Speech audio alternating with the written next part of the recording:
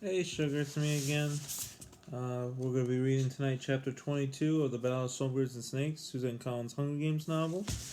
It's a short chapter, only 11 pages, page 339 to page 350. Alright, so chapter 22, Hunger Games, Battle of Songbirds and Snakes. It's go time. Love you, Sugar. And let's go. Coriolanus had never been so glad to see anyone in his life. Sejanus, he burst out. He launched off his bunk, landed shakily on the painted concrete floor, and flung his arms around the newcomer. Sejanus embraced him. This is a surprisingly warm welcome for the person who almost destroyed you. A slightly hysterical laugh left Coriolanus's lips, and for a moment he considered the accuracy of the claim. It was true, Sejanus had endangered his life by stealing into the arena, but it was too far a reach to blame him for all the rest. As aggravating as Sejanus could be, he had no hand in Dean Highbottom's vendetta against his father or in the handkerchief debacle. No, quite the opposite. He released Sejanus and examined him. Dark circles shadowed his eyes, and he must have lost at least 15 pounds. But on the whole, he had a lighter air, as if as if the great weight he'd carried in the capital had been lifted. What are you doing here? Let's see. Having defied the capital by entering the arena, I too was on the verge of expulsion. My father went before the board and said he'd pay for a new gymnasium for the academy if they would let me graduate and sign up for the peacekeepers. They agreed, but I said I wouldn't take the deal unless they'd let you graduate too. Well, Professor Sickle really wanted a new gym, and she said, what did it matter if we were both tied up for the next 20 years anyway? Sejanus set his duffel on the floor and dug out his box of personal items.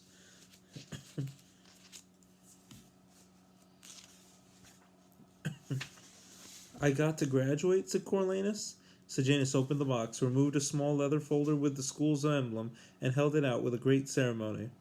Congratulations, you're no longer a dropout. Coriolanus flipped open the cover and found a diploma with his name inscribed in curlicues. The thing must have been written out in advance, because it even credited him with high honors. Thank you. I guess it's stupid, but it still matters to me. You know, if you ever wanted to take the officer candidate test, it might matter. You need to have graduated secondary school. Dean Highbottom brought that up as something that should be denied you. He said you broke some rule in the games to help Lucy Gray. Anyway, he got outvoted. Sejanus chuckled. He's really wearing on people. So I'm not universally reviled, said Coriolanus. For what? Fallen in love? I think more people pity you. A lot of romantics among our teachers come to find out, said Sejanus, and Lucy Gray made quite a good impression. Coriolanus grabbed his arm. Where is she? Do you know what happened to her? Sejanus shook his head. They usually send the victors back to their districts, don't they? I'm afraid they've done something worse to her, because we cheated in the games, Coriolanus confessed. I tampered with the snakes so they wouldn't bite her, but all she did was use rat poison.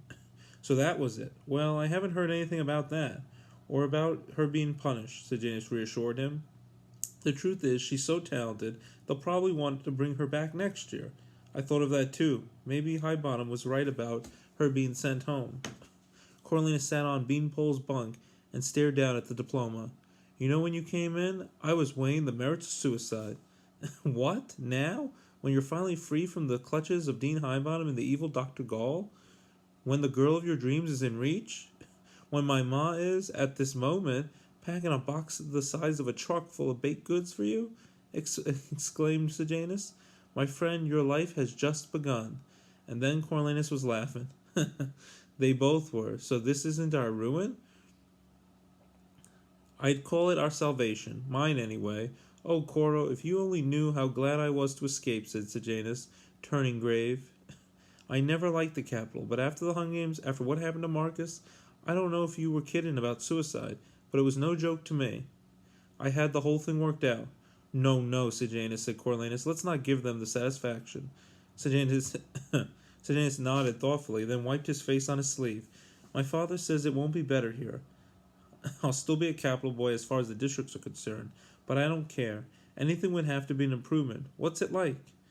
We're either marching or mopping, said Coriolanus. It's mind-numbing. Good, my mind could stand a little numbing. I've been trapped in these endless debates with my father, said Sejanus. At the moment, I don't want to have a serious discussion about anything. Then you'll love our roommates. The pain in Coriolanus's chest had retreated, and he felt a glimmer of hope. Lucy Gray had at least publicly been spared punishment. Just knowing that he still had allies in the capital buoyed Coriolanus' spirits, and Sejanus' mention of becoming an officer caught his attention. Perhaps there was a way out of his predicament after all. Another path to influence and power? It was solace enough at the moment to know this was something Dean Highbottom feared. I'm planning to, said Sejanus. I'm planning to build a whole new beautiful life here. One where, in my own small way, I can make the world a better place. That's going to take some work, said Coriolanus. I don't know whatever possessed me to ask for 12. Completely random, obviously, Sejanus teased. Like a fool, Coriolanus felt himself blush. I don't even know how to find her, or if she'll still be interested in me, now that so much has changed. You're kidding, right? She's head over heels in love with you, said Sejanus, and don't worry, we'll find her. As he helped Sejanus unpack and make his bed, Coriolanus got caught up on the capital news. His suspicions about the Hunger Games were right. By the next morning there was no mention of it, said Sejanus. When I went into the academy for my review, I heard some of the faculty talking about what a mistake it'd been to involve the students, so I think that was a one-off. But I wouldn't be surprised if we see Lucky Flickerman back again next year, or the post office open for gifts in Bedon. Our legacy, said Coriolanus. So it seems, said Sejanus. Satira and told Professor Sickle that Dr. Gall's determined to keep it going somehow. A part of her eternal war, I guess. Instead of battles, we have the Hunger Games. Yes, to punish the districts and remind us what beasts we are, said Coriolanus, focused on lining up Sejanus' folded socks in the locker. What? Asked Sejanus, giving him a funny look. I don't know, said Coriolanus. It's like, you know how she's always torturing that rabbit or melting the flesh off something? Like she enjoys it? Asked Sejanus. Exactly. I think that's how she thinks we all are. Natural-born killers, inherently violent, Coriolanus said. The Hunger Games are a reminder of what monsters we are and how we need the capital to keep us from chaos. So not only is the world a brutal place, but people enjoy its brutality? Like the essay on everything we loved about the war, said Sejanus, as if it had been some big show. He shook his head. So much for not thinking. Forget it, said Coriolanus. Let's just be happy that she's out of our lives. A downcast beanpole appeared, reeking of urinals and bleach. Coriolanus introduced him to Sejanus, who, upon learning of his predicament, cheered him up by promising to help him with the drills. It took me a while to get it, too, back at school, but if I can master it, so can you. Smiley and Bug rolled in shortly after and greeted Sejanus warmly. They'd been cleaned out at the poker table, but were excited about the following Saturday's entertainment. There's going to be a band at the Hob. Coriolanus practically jumped on him. A band? What band? Smiley shrugged. Can't remember, but some girl will be singing. Supposed to be pretty good. Lucy somebody. Lucy somebody? Coriolanus' heart leaped and a grin nearly split his face in two.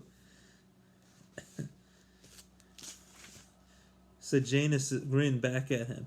Really? Well, that's something to look forward to. After lights out, Coriolanus lay beaming at the ceiling. Lucy Gray was not only alive, she was in 12, and he would reunite with her next weekend. His girl, his love, his Lucy Gray. They had survived the dean, the doctor, and the game somehow. After all the weeks of fear and yearning and uncertainty, he'd wrap her in his arms and never let her go. Wasn't that why he had come to 12? But it wasn't just news of her. As ironic as it was, the appearance of that decade-long irritant, Sejanus, had helped bring him back up to life as well, not just with his diploma and promised cakes, or his reassurances that the capital did not scorn him, or even the hope of a career as an officer. Coriolanus was so relieved to have someone to talk to who knew his world, and more importantly, his true worth in that world. He felt heartened by the fact that Strabo Plinth had allowed Sejanus to insist his graduation be part of the deal for the gym, and took it at least partial payment toward his having saved Sejanus' life. Old Plinth had not forgotten him. He felt sure of that, and might be willing to use his wealth and power to help him in the future. And, of course, Ma adored him. Perhaps things were not so dire after all. With Sejanus plus another few stragglers from the districts, they had enough recruits to form a full squad of 20, and they began to train as such. There was no question the Academy's regiment had given Coriolanus and Sejanus a decided edge and fitness and drilling, although they had no class in firearms as they did now. The standard peacekeeper's rifle was a formidable thing, capable of firing 100 rounds before reloading. To start out, the trainees focused on learning the weapon parts, and they cleaned and assembled and disassembled their guns until they could do it in their sleep. Cornelius had felt a little leery on the first day they did target practice. So bad were his memories of the war, but he found having his own weapon made him feel safer. More powerful, Sejanus turned out to be a natural marksman, and soon earned the nickname Bullseye. Cornelius could tell the name made him uncomfortable, but he accepted it. The Monday after Sejanus' arrival, August 1st, had brought disappointment. The recruits discovered they had to be in service for a full month to collect their first payment. Smiley was particularly down, as he'd been counting on his pay to cover his weekend revelries. Cornelius felt his heart drop as well. How could he hope to see Lucy Gray without the price of a ticket? After 3 days of nothing but training, Thursday brought a bright spot. Ma's packages arrived, bursting with sugary delights. Bean poles, smileys, and bugs' faces were something to behold as they watched the unpacking of the cherry tarts, caramel popcorn balls, and frosted chocolate cookies. Sejanus and Cornelius made them common property in the room, cementing the brotherhood even further. You know, said Smiley through a mouthful of tart, if we wanted, I bet we could trade some of this on Saturday, for gin and all. It was agreed, and a certain amount of the bounty was set aside for the big event on Saturday night. Juiced by the sugar, Cornelius got off a thank you note to Ma and a letter to Tigress reassuring her that he was fine. He tried to make light of the grueling routine and play up the officer angle.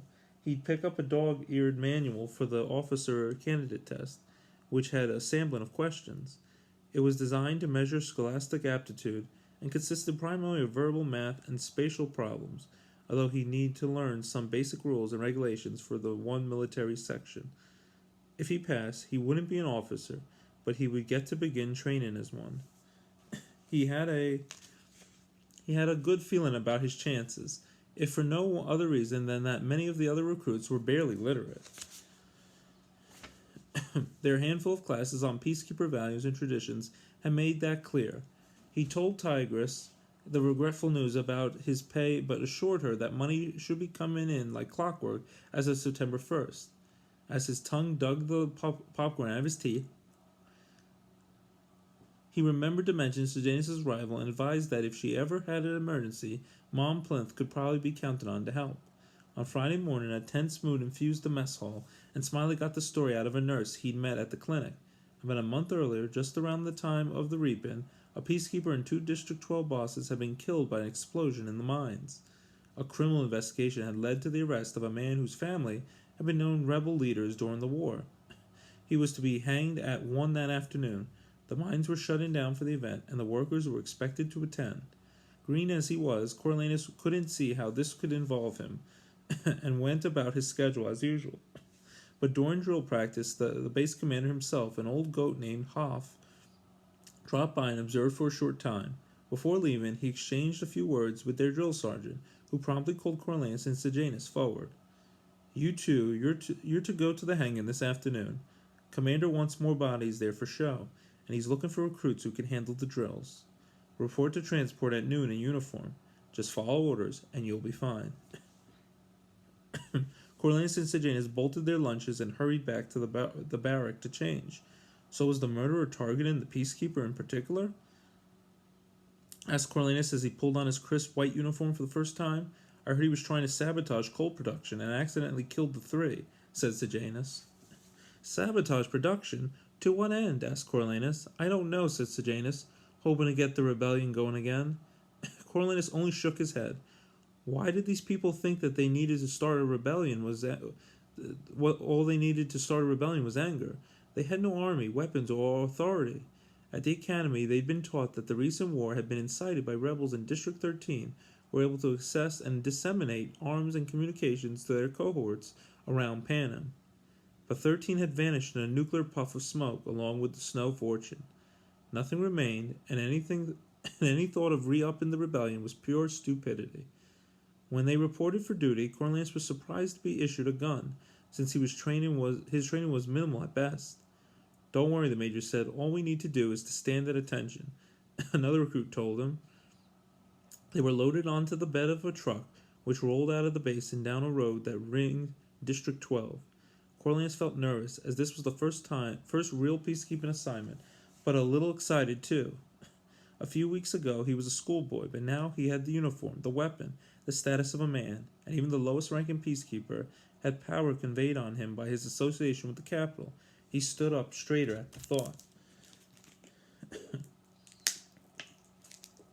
As the truck drove around the perimeter of the district, the buildings went from dingy to squalid. The doors and windows of the decrepit houses gaped in the heat. Hollow-faced women sat on doorsteps watching half-naked children with sharp rib cages playing listlessly in the dirt.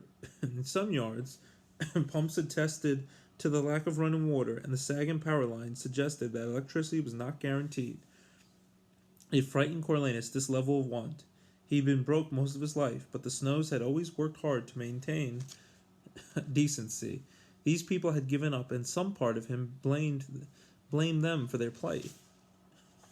He shook his head. "We pour so much money into the districts," he said. "It must be true. People always complained about it in the capital. We pour money into our industries, not into the districts themselves," said Sejanus. "The people are on their own."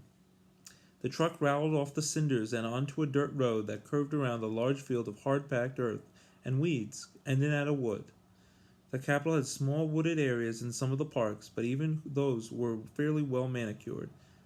Cornelius supposed this was what people meant by a forest or even a wilderness.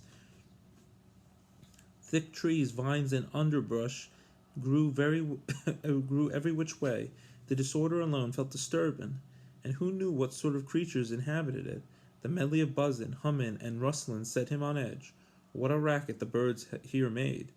A great tree stood at the edge of the wood, its branches stretching out like large, knotty arms. A noose dangled from one particularly horizontal appendage. Directly below it, a rough platform with 2 trap-doors had been erected. "They keep promising us a proper gallows," the middle-aged major in charge said. "Until then, some of us rigged this. We used to just string them up from the ground, but then they'd take forever to die, and who's got time for that?" One of the female recruits Cornelius recognized from his walk to the base raised her hand tentatively. "Who are we hanging, please?" "Oh, some malcontent who try to shut the mines down," said the major. "They're all malcontents, but this one's the ringleader. Name's Arlo something or other. Still tracking down some of the others, although I don't know where they plan on running." "Nowhere to run. Okay, everybody out." Cornelius and Sejanus' roles were largely decorative. They stood at parade rest in the back row of one of the 2 squads of 20 that flanked the platform. Another 60 peacekeepers spread along the edge of the field. Cornelius did not like to have his back facing all the unkempt flora and fauna, but orders were orders. He stared straight ahead, across the field and into the districts, from which a steady stream of people began to emerge. By the looks of them, many had come directly from the mines, for coal dust blackened their faces. They were joined by only slightly cleaner women and children as families formed in the field. Cornelius began to feel anxious when scores became hundreds, and still more people arrived, pushing the crowd forward in an ominous fashion. A trio of vehicles slowly made its way down the dirt road toward the gallows. Out of the first, an old car that would have been classified as luxury before the war, stepped District 12's Mayor Lip, followed by a middle-aged woman with dyed blonde hair and Mayfair, the girl Lacey Gray had targeted with the snake on the day of the reaping. They formed a tight knot at the side of the platform. Commander Hoff and a half-dozen officers emerged from a second car, which sported a fluttering flag of Panem on the hood. A wave of distress went through the crowd as the back of the final vehicle, a white peacekeeper's van, swung open. A pair of guards jumped to the ground and then turned to help the prisoner out. Heavily shackled, the tall, lean man managed to stay upright as they escorted him to the platform. With difficulty, he dragged his chains up the rickety steps, and the guards positioned him on one of the 2 trapdoors. The major barked the order for attention, and Cornelius' body snapped into position. Technically, his gaze should have been forward, but he could just see the action from the corner. Of his eye, and he felt concealed in the back row. He'd never seen an execution in real life, only on television, and somehow he couldn't look away. The crowd fell silent, and a peacekeeper read out the list of crimes and the condemned Arlo Chance had been convicted of, including the murder of 3 men. Although he tried to project, his voice seemed puny in the hot, damp air. When he concluded, the commander gave a nod to the peacekeepers on the platform. They offered the condemned a blindfold, which he refused, and then put the noose around his neck. The man stood stoically, staring into the distance as he waited his end. A drum roll began from the far side of the platform, triggering a cry from the front of the crowd. Cornelius shifted his gaze to locate the source. A young woman with olive skin and long black hair rose above the mass into the air as a man tried to carry her off, but she desperately fought to move forward, shrieking, "Arlo, Arlo, already! Arlo, Arlo, already!" Peacekeepers were closing in on her. The voice had an electrifying effect on Arlo, as his face registered first surprise, then horror. "Run," he screamed. "Run, Lil. Run, run." The clap of the trapdoor release and subsequent twang of the rope cut him off mid-word, drawing a gasp from the crowd. Arlo dropped 15 feet and seemed to die instantly, like that. In the ominous silence that followed, Cornelius could feel the sweat running down his ribs as he waited for the outcome. Would the people attack? Would he be expected to shoot them? Did he remember how the gun worked? He strained his ears for the order. Instead, he heard the voice of the dead man ringing out eerily from the gently swaying corpse. "Run, run, Lil, run." All right, that's the end of chapter 22 of the Hunger Games: Battle of Songbirds and Snakes from Suzanne Collins. We will pick it up with chapter 23 tomorrow on page 351. Love you, sugar, and I do over and over again. See you soon.